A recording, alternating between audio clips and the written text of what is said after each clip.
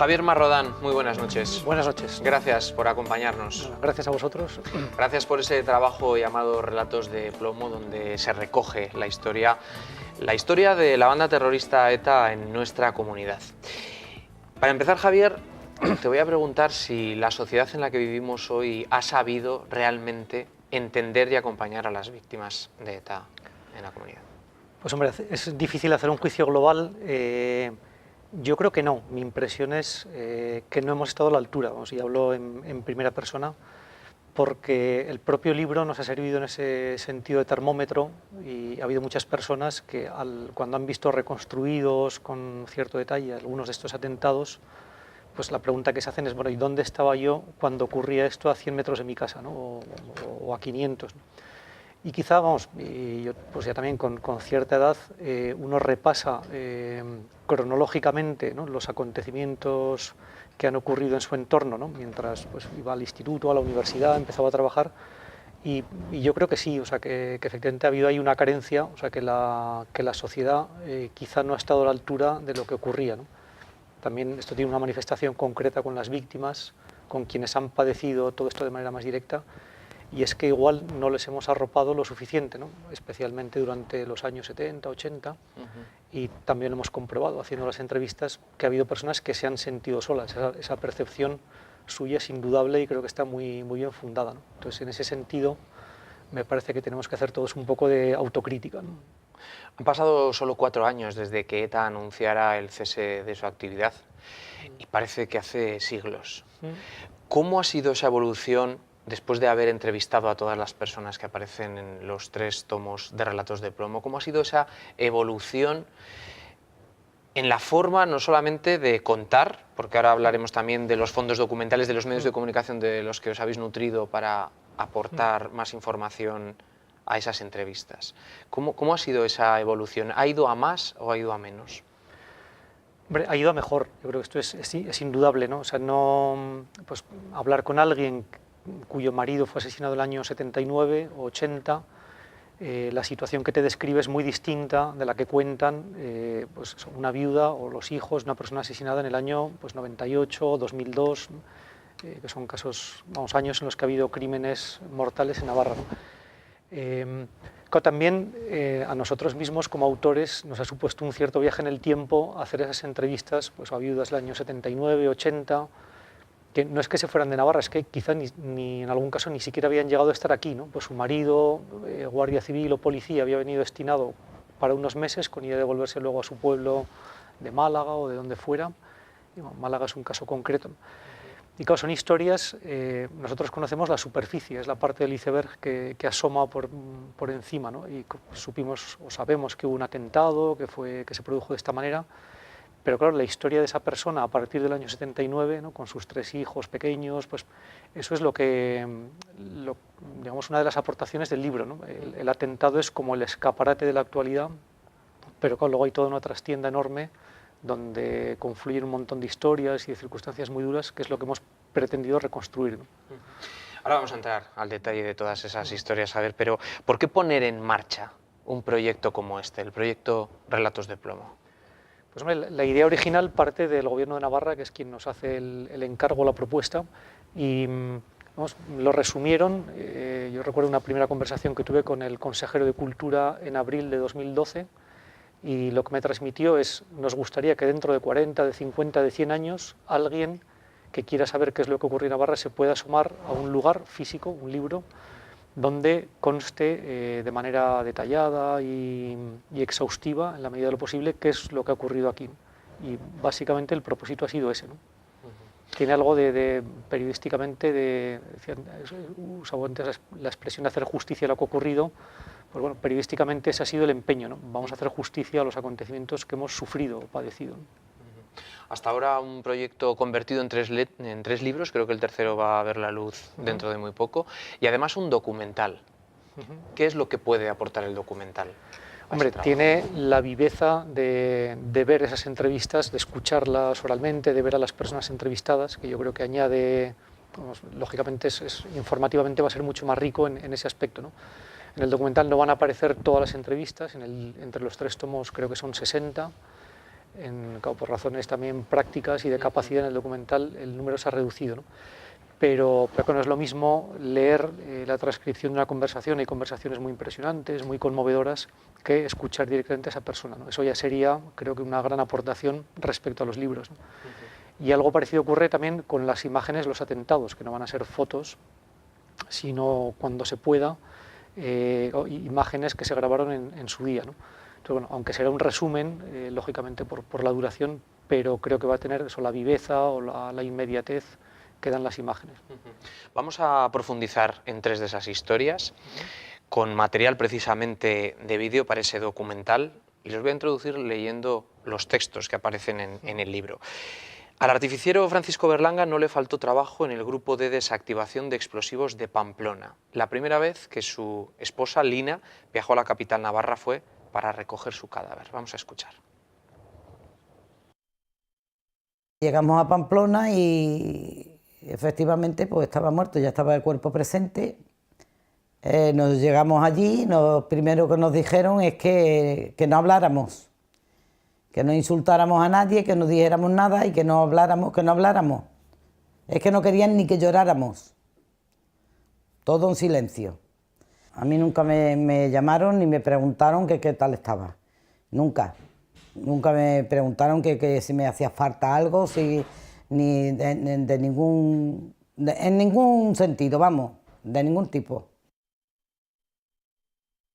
Que no habláramos, que ni llorar. Es tremendo escuchar esto ahora, ¿no? Bueno, tantos años después, pero sigue siendo, en fin, estremecedor, ¿no? En este caso concreto de Lina, esta entrevista la hice yo en Málaga. De hecho, cuando antes citaba, ¿no?, pues la viuda de un policía que muere en el año 79, estaba pensando en ella, ¿no? A mí me impresionó mucho que era un matrimonio jovencísimo, tenían los dos 25, 26 años, 3 niños, el mayor de 5 años y el pequeño de unos meses. Y pues lo que decía, o sea, es relativamente sencillo reconstruir cómo fue el atentado, incluso quiénes fueron los autores, porque se les detuvo después, se les juzgó, están ya en la calle hace tiempo.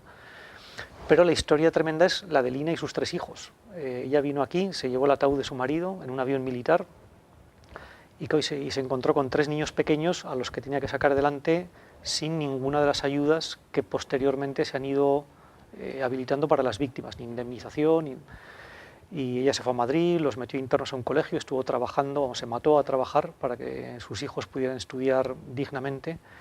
Y claro, toda esa historia forma parte de la historia del terrorismo de ETA en Navarra. O sea, las historias concretas con nombres y apellidos, ¿no? Decía una frase que a mí me gusta y creo que lo resume bien, ¿no? Decía Tomás Eloy Martínez que en determinados momentos, en algunos momentos esenciales, la suerte de un solo hombre resume la suerte de todos los hombres, ¿no?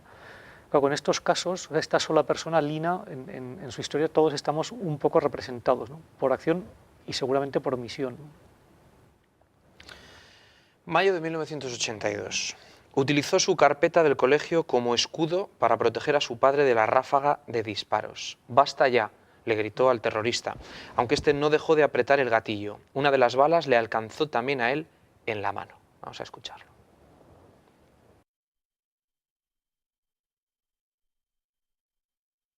Se bajaron 3 pistoleros y empezaron a disparar a mi padre. Nos vimos entre el fuego de los que disparaban por delante y el que disparaba por detrás. Y ahí se acabó todo. Le pegaron, recuerdo, unos 25 tiros y el hombre murió ahí en el acto inmediatamente. Como seguían disparándole cuando yo creí que ya estaba muerto, pues cogí instintivamente la carpeta del colegio y se la puse delante, y es cuando me hirieron en la mano izquierda. Y luego se montaron todos en el coche y huyeron. Esto hay que imaginarse a un niño viendo eso. La entrevista de Íñigo, no, todas lo son. Decía que hay 60 entrevistas, todas son muy impresionantes y las hemos vivido también con intensidad los autores.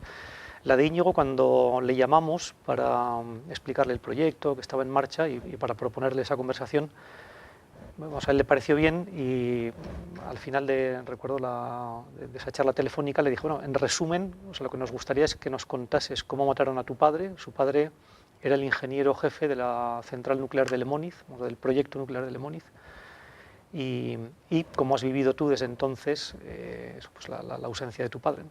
Y me dijo, bueno, pues adelante, ya quedamos y os lo contaré. Me dijo, me abriré el alma y me va a doler mucho, pero lo voy a hacer. Y bueno, casi podría decir que eso lo apreciamos, ¿no? Lógicamente a nadie le gusta volver a sacar esto reporoso a la luz, pero han sido muy generosos en ese aspecto, ¿no?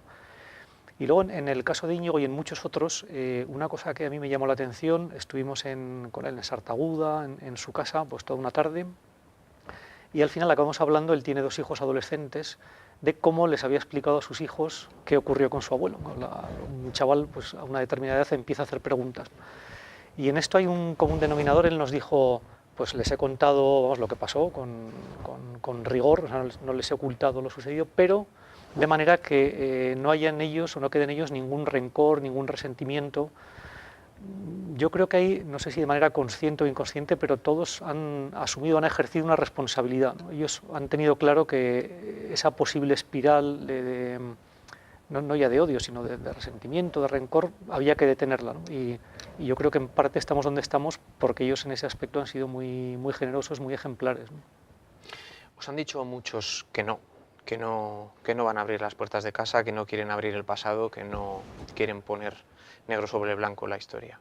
No, ha habido poquísimos casos y los que ha habido yo creo que han sido no tanto porque no quisieran como porque no podían. De hecho nos ocurrió en 3 o 4 ocasiones que contactamos, pues recuerdo uno con el hermano de un fallecido en Navarra, otro con la viuda.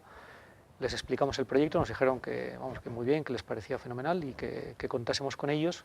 Pero esa primera llamada ya activaba, ¿no? Y era como abrir la caja de Pandora en algunos casos, ¿no? Y cuando una semana después, esto nos pasó 3 o 4 veces, llamamos para concertar la cita, pues nos decían, es que pensaba que esto lo tenía superado, pero me doy cuenta de que no, de que llevo pues 4 días desde que me llamasteis dándole vueltas, llorando por las noches, desvelado, y no me siento capaz de contarlo, ¿no? Pues ahí lo hemos respetado, lógicamente. Pero vamos, no sé el porcentaje, pero yo creo que de los atentados mortales que ha habido en Navarra, pues salvo 4 o 5 casos, en todos los demás hay y en alguno que no hemos podido localizar también a la familia, ¿no? Pero en los demás hay entrevistas. ¿Cómo de esas entrevistas habéis visto que son capaces, un poco profundizar en esto que comentabas, ¿no? Cómo dejar a un lado el odio, el rencor, tienes críos en casa y sin olvidar el pasado, mirar al futuro? Imagino que no todo el mundo lo ha manejado de la misma forma, ¿no? No, y cada uno es cada uno y todos, con muy poco esfuerzo, comprendes a todos. O sea, cada uno tiene sus razones, su propia biografía, o sea, no han sido igual las circunstancias de unos que de otros, ni antes hablábamos del apoyo social, incluso la propia situación familiar, ¿no?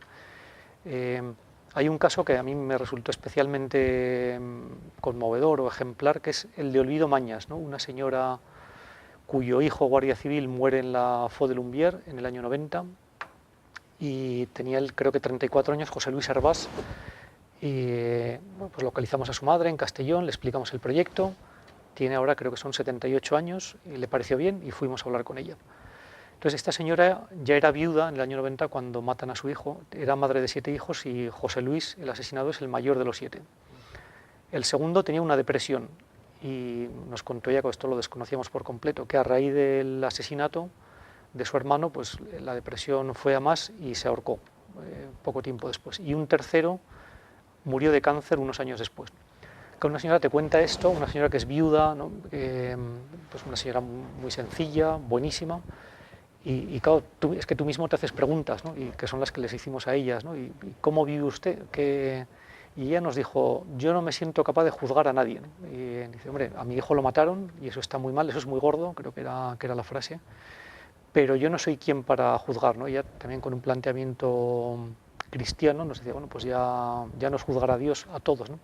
Y si a mí, decía, me gustaría que me perdonen las cosas que he hecho mal, creo que yo también debo perdonar a los que me han hecho mal a mí, ¿no? Al final es lo del Padre Nuestro, alguno lo decía, ¿no? Dice, si yo quiero rezar de manera coherente el Padre Nuestro, pues tengo que perdonar a los demás, ¿no? Con ese planteamiento así tan explícito sí que hay algunos que nos lo han contado con naturalidad, ¿no? Pues otros quizá eso no lo tienen asumido o no lo han digerido de esa manera, ¿no? Pero vamos, tan respetables lo uno como lo otro, ¿no? No todos consiguen además salir adelante, hay vidas que realmente se truncan y luego ya es muy difícil salir de esa espiral incluso de depresión. Voy a seguir leyendo una historia más. Mari Carmen sigue viviendo en la Bajada de Javier, donde su hijo Alfredo, de 14 años, murió reventado por una bomba que también mató al policía nacional Francisco Miguel Sánchez. El explosivo camuflado en una bolsa junto a un portal llenó la calle de cascotes y cristales.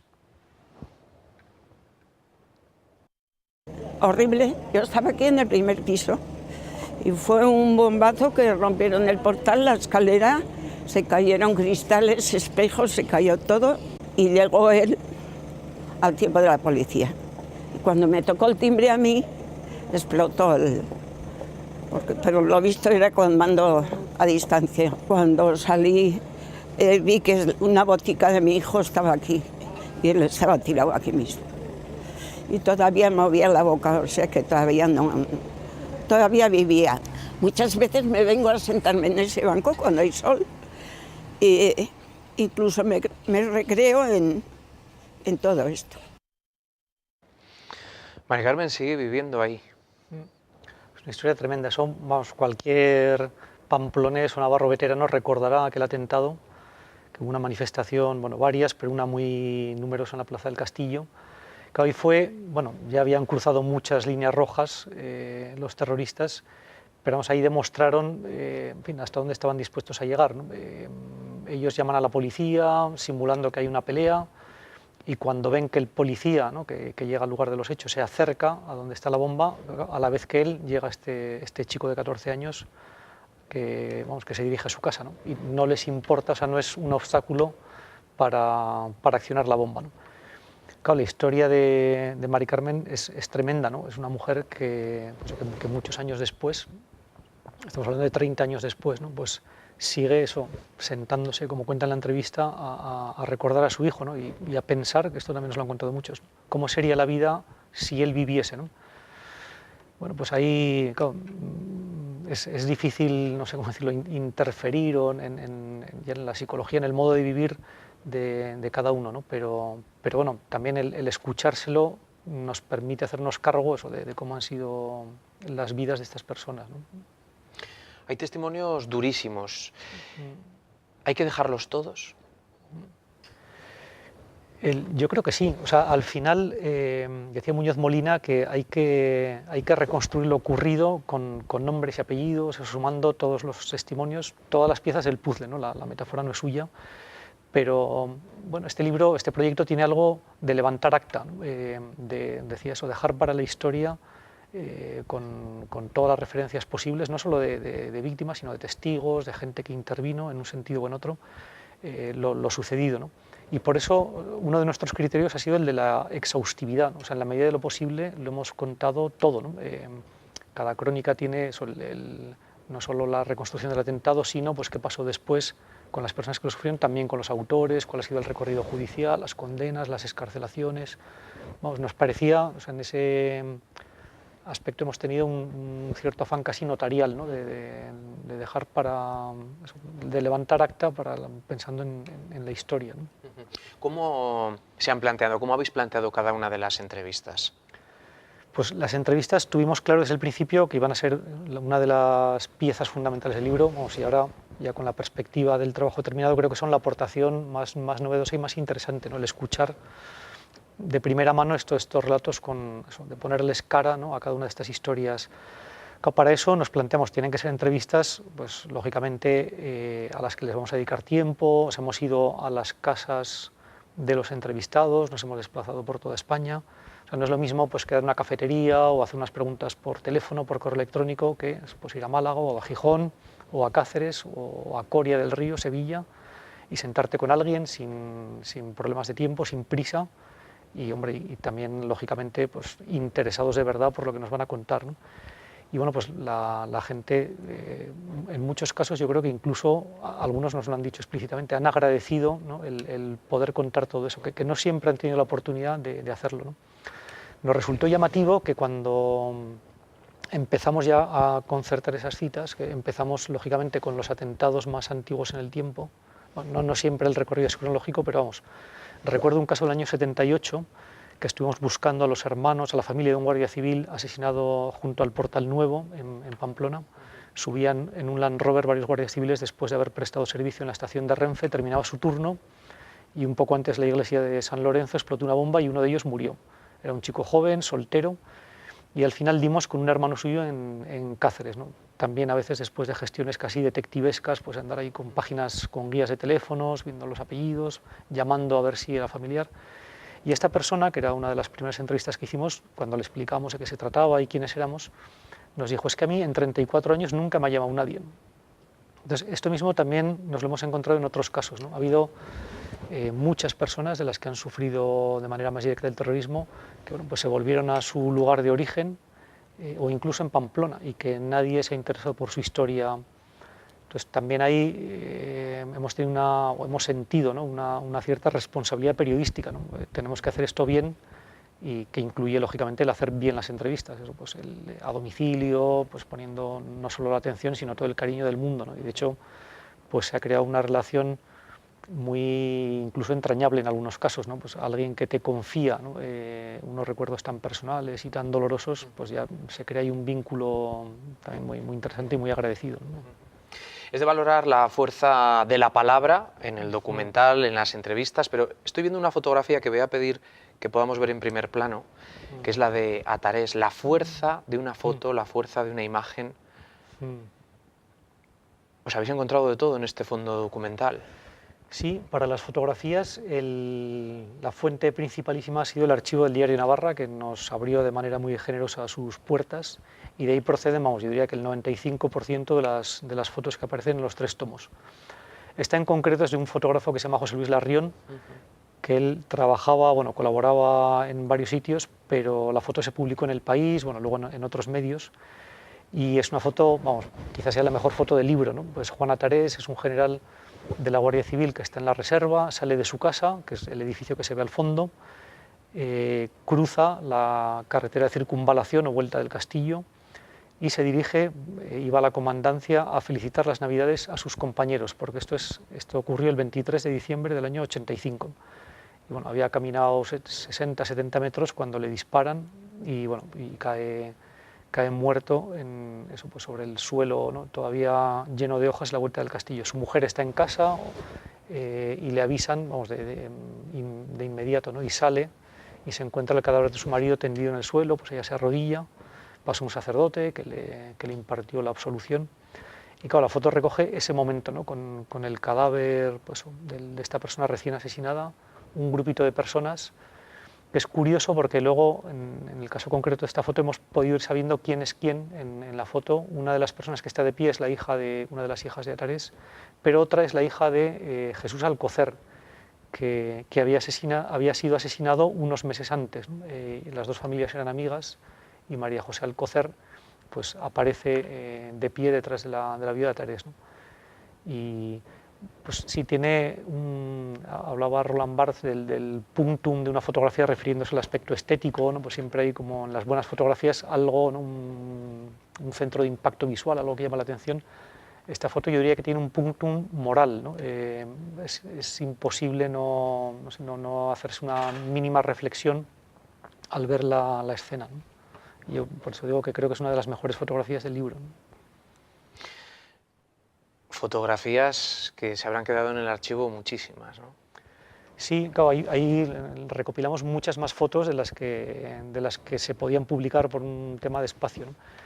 Ahí tuvimos un debate, hablamos bastante de qué hacer con las fotos a veces un poco duras que hay, sobre todo de atentados en los años 80, porque ahí la sensibilidad ha cambiado, ¿no? Ha cambiado primero el hecho de que antes esas fotos se hacían, luego era más complicado, ¿no? Porque pues, la policía llegaba antes o ponía un perímetro, pero en los años 80 pues, un cadáver podía estar perfectamente durante horas en la acera de Monasterio de Urdax, por citar un caso concreto, o en un muelle de carga de Mercairuña, ¿no? Los fotógrafos llegaban y hacían esas fotos, ¿no? Se publicaban con cierta naturalidad, o sea, se asumía que para mostrar el terrorismo pues, era bueno mostrar esas imágenes, y también los lectores o las personas que veían un informativo asumían pues, también con naturalidad o como mucho con resignación pues, ese tipo de imágenes, ¿no? Que ahora la sensibilidad es distinta, ¿no? Ahora muchas de estas fotos serían impublicables, ¿no? Ningún medio las publicaría Ahí lo que hemos hecho, cuando se presentaba esta disyuntiva de publicar o no publicar o qué hacer con esta imagen concreta, pues lo hemos consultado con las familias, ¿no? Y en general, bueno, casi todas nos han dicho que no tenían inconveniente en que se publicara la foto, ¿no? Pues gracias por vuestro trabajo, Javier, Rocío, Gonzalo, María, Jorge, no sé si me dejo alguien. Bueno, en el tercer tomo también han intervenido Rubén Elizari y Roncesvalles Laviano, que son El tercer autores de libro que va a los ser el que va a capítulos, ver la luz. que eso, o sea, ese sería el equipo de coautores. Muchas gracias, Javier, y buenas noches. A vosotros, buenas noches.